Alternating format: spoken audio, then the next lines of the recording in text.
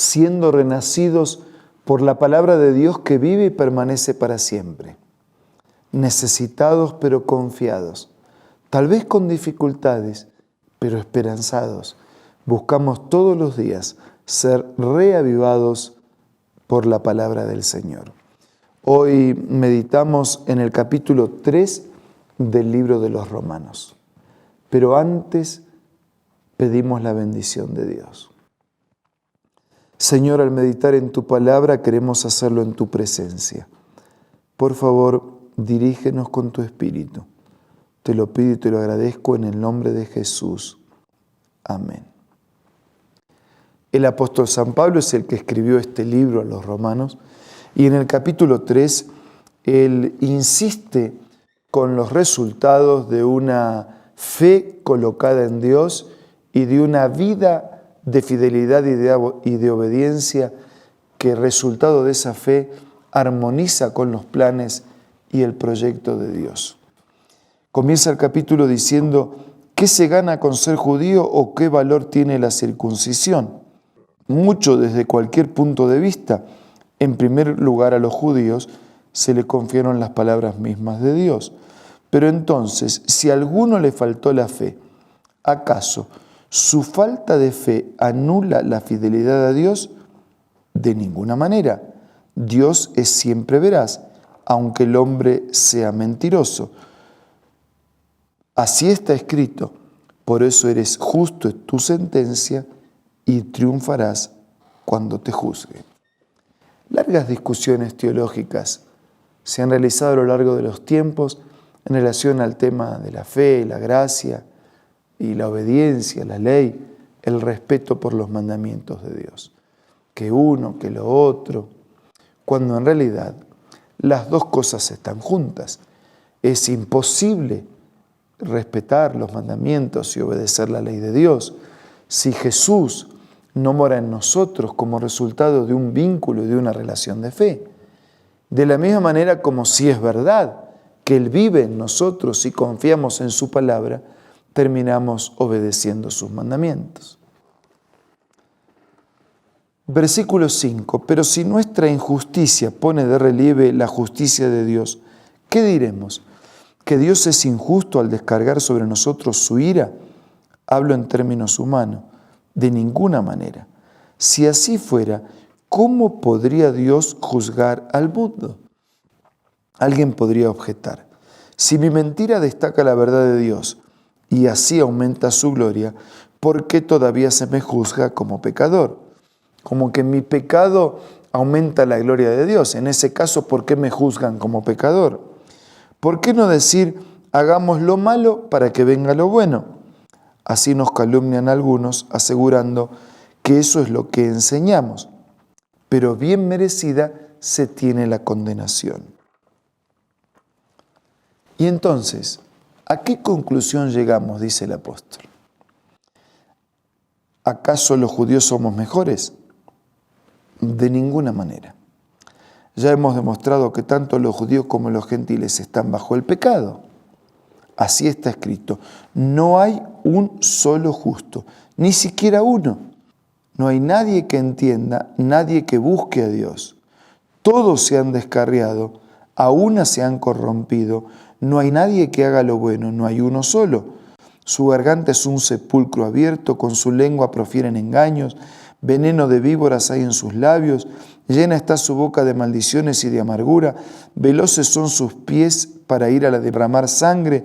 Dejan ruina, miseria en sus caminos, no conocen la senda de la paz. No hay temor delante de sus ojos. No hay ni siquiera uno. Todos son pecadores. No hay ni siquiera un justo por sus obras. Ahora bien, sabemos que todo lo que dice la ley lo dice a quienes están sujetos a ellas, para que todo el mundo se calle la boca y quede convicto delante de Dios. Por lo tanto, nadie será justificado en presencia de Dios por hacer las obras que exige la ley. O sea, no es por respetar y obedecer la ley que Dios nos justifica. Más bien, mediante la ley cobramos conciencia del pecado, porque es la ley como un espejo. Cuando nos miramos en ese espejo, nos damos cuenta que estamos sucios. El propósito de la ley es conducirnos al Señor. El propósito de la ley es llevarnos a vivir una vida diferente. Y el propósito de la ley es también mostrarnos el pecado y crearnos la necesidad de Cristo. Por eso dice que nadie se justifica por hacer la obra que exige la ley. Más bien, mediante la ley cobramos conciencia del pecado. Versículo 21. Pero ahora, sin la mediación de la ley, se ha manifestado la justicia de Dios, de la que dan testimonio la ley y los profetas. Esta justicia de Dios llega mediante la fe en Jesucristo a todos los que creen. De hecho, no hay distinción. El capítulo dice que todos somos culpables. El capítulo dice que todos precisamos ser justificados. El capítulo dice que la justicia viene por medio de Cristo. Y el capítulo dice que todos necesitamos esa justicia y que la recibimos a través de la fe. Versículo 23. Pues todos han pecado y están privados de la gloria de Dios, pero por su gracia son justificados gratuitamente mediante la redención que Cristo Jesús efectuó. Todos pecamos, todos estamos destituidos de la gloria de Dios, pero somos justificados gratuitamente para mí, porque para Dios tuvo un costo elevado, tuvo que morir Jesús para pagar la deuda y la culpa de mi pecado. Pero para mí es gratuito porque lo recibo a través de la fe como un don y un regalo de Dios. Dios lo ofreció como un sacrificio de expiación que se recibe por la fe en su sangre, para así demostrar su justicia. Anteriormente en su paciencia, Dios había pasado por alto los pecados, pero en el tiempo presente ha ofrecido a Jesucristo para manifestar su justicia. De este modo Dios es justo y a la vez el que justifica a los que tienen la fe en Jesús. ¿Cómo puede Dios pasar por alto el pecado y al mismo tiempo justificar al pecador? Porque Jesús pagó el precio del pecado con su muerte. Él es justo, nos otorga su justicia y la otorga a aquel que reconoce que es pecador y que necesita de la justicia de Cristo. Por eso dice, de este modo Dios es justo y a la vez el que justifica a los que tienen fe en Jesús. ¿Dónde pues está la jactancia? Queda excluida. ¿Cuál es el principio? ¿Es por la observancia de la ley? No, sino por el de la fe. Porque sostenemos que todos somos justificados por la fe y no por las obras que la ley exige. ¿Es acaso Dios solo Dios de los judíos? ¿No lo es también de los gentiles? Sí, también es Dios de los gentiles. Pues no hay más que un solo Dios, y Él justificará por la fe a los que están circuncidados y mediante esa misma fe a los que no están circuncidados. Dios justificará tanto a judíos como a gentiles. Entonces, dice el apóstol, ¿quiere decir esto que anulamos la ley por la fe? ¿No necesitamos obedecer? Y termina el capítulo diciendo, de ninguna manera, más bien confirmamos la ley. Y a medida que avancemos en el libro de los Romanos, lo vamos a ver todavía repetido este mensaje. La ley, el propósito de la ley es otro, pero la fe no anula la ley, más bien la confirma. Necesitamos la fe y necesitamos la ley. Necesitamos ser salvos por aceptar el sacrificio del Señor, y eso es un don de Dios. Lo recibimos a través de la fe. No obedecemos para ser salvos, pero ahora que somos salvos, obedecemos como resultado de la presencia de Dios en nuestra vida. Por eso vamos a orar para que el Señor no solo nos ayude a entender intelectualmente, sino también a entenderlo en la experiencia práctica de todos los días. Ahora aprovechemos estos momentos para hablar con Dios.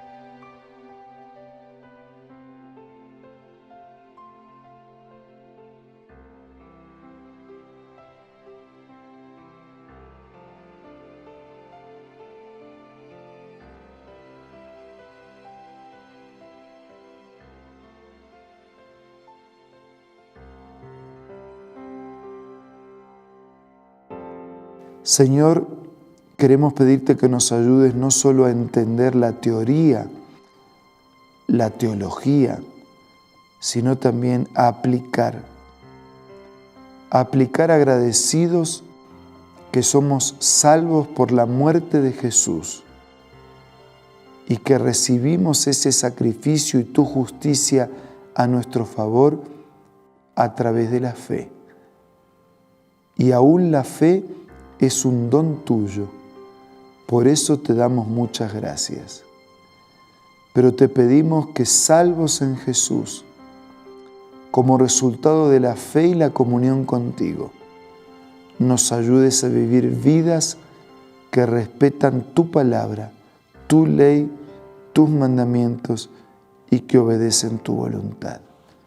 Bendícenos a todos, te lo pido y te lo agradezco en el nombre de Jesús. Amén. Muchas gracias por su compañía en este día. Nos reencontramos mañana para seguir siendo reavivados por la palabra del Señor.